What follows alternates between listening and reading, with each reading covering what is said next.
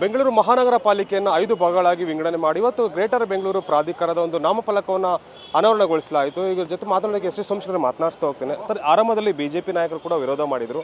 ಏನು ಹೇಳ್ತೀರಿ ಸರ್ ಈ ಬಗ್ಗೆ ತಾವು? ಗ್ರೇಟರ್ ಬೆಂಗಳೂರು ಅಸೆಂಬ್ಲಿ ತಂದಂಥ ಸಂದರ್ಭದಲ್ಲಿ ಭಾರತೀಯ ಜನತಾ ಪಕ್ಷದ ವಿರೋಧ ಪಕ್ಷದ ನಾಯಕರು ಇದನ್ನು ಸದನ ಸಮಿತಿಗೆ ಕೊಡಿ, ಇನ್ನೂ ಡೀಟೇಲ್ಸ್ಗೆ ಚರ್ಚೆ ಮಾಡಬೇಕು ಅಂತಕ್ಕಂಥದ್ದನ್ನು ಹೇಳಿದ ಮೇಲೆ ಉಪಮುಖ್ಯಮಂತ್ರಿಗಳು ಕೂಡ ಸದನ ಸಮಿತಿ ಮಾಡಿದ್ರು. ಸದನ ಸಮಿತಿಯಲ್ಲೂ ಕೂಡ ಭಾರತೀಯ ಜನತಾ ಪಕ್ಷ, JDS, ಕಾಂಗ್ರೆಸ್ ಎಲ್ಲ MLAಗಳು ಕೂಡ ಇದ್ದರು. ಸುಮಾರು 17-18 ಸಭೆಗಳನ್ನು ಮಾಡಿದ್ದೇವೆ. ಆಮೇಲೆ 8 ಡಿವಿಷನ್, ಬೆಂಗಳೂರಲ್ಲಿ 8 ಡಿವಿಷನ್ ಕಡೆಯೂ ಕೂಡ ಸಾರ್ವಜನಿಕರ ಸಂಘ ಸಂಸ್ಥೆಗಳ ಒಪಿನಿಯನ್ ಕೂಡ ತೆಗೆದುಕೊಂಡಿದ್ದೇವೆ. ಅಸೆಂಬ್ಲಿಲೂ ಕೂಡ ಭಾಳಷ್ಟು ಕೂಡ ಚರ್ಚೆ ಆಗಿದೆ. ಭಾಳಷ್ಟು ಚರ್ಚೆ ಆದಮೇಲೆ ಅಸೆಂಬ್ಲಿಲಿ ವಿಧಾನ ಪರಿಷತ್, ಅಸೆಂಬ್ಲಿ ಎರಡೂ ಅಪ್ರೂವ್ ಆದಮೇಲೆ ಗವರ್ನರು ಕೂಡ ಒಪ್ಪಿಗೆ ಕೊಟ್ಟಿದ್ದಾರೆ.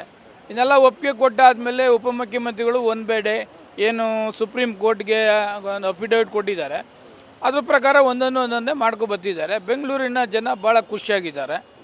ಅಂದರೆ ಕಾರ್ಪೊರೇಷನ್ ಚಿಕ್ಕದಾಗ್ತದೆ, ನಮ್ಮ ಕೆಲಸಗಳು ಈಸಿ ಆಯ್ತದೆ, ಹೇಳಿದ ತಕ್ಷಣ ಸ್ಪಂದಿಸ್ತಕ್ಕಂಥವ್ರು ಆಗ್ತಾರೆ. ಒಳ್ಳೊಳ್ಳೆ IAS ಆಫೀಸರ್ನ ಹಾಕಿದ್ದಾರೆ. ಆಮೇಲೆ 2 IAS ಆಫೀಸರ್ಸ್ನ ಹಾಕಿದ್ದಾರೆ.